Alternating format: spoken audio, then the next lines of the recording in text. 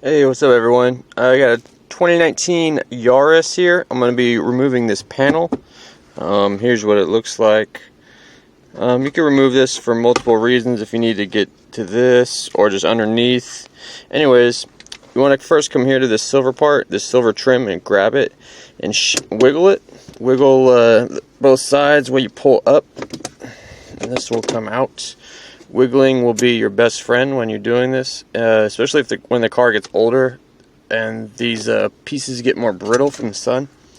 Okay, so next, I'll grab like right here. Same thing, I'm going to be wiggling and pulling up.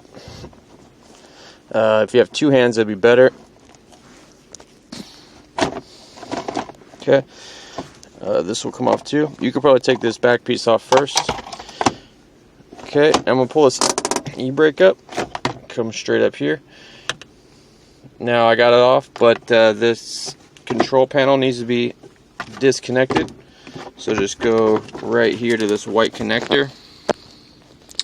There's a button on the back. You got a little tab. Just pull the tab down and pull this guy out after you have the tab down. Alright. And the tab is just like that piece. If you have fat fingers like I do, I would just use a screwdriver, like a small flathead, to push the tab down. Okay, so now this is out. That's how that comes out. Now if you need to get to this this part, there's a Phillips 1, 2, 3. Just undo the Phillips and you could take this out and put it on your new pad. Your new panel. The part number for this is right here. Panel subassembly, and there's the part number. Now this is really a Mazda part, but since it's a Toyota, I guess they have a Toyota part too. But anyways, I'm gonna switch my panel over and reinstall it. When you go to reinstall it, just make sure all the tabs line up. Make sure you're not forcing nothing. You shouldn't be forcing anything. And yeah, that's about it.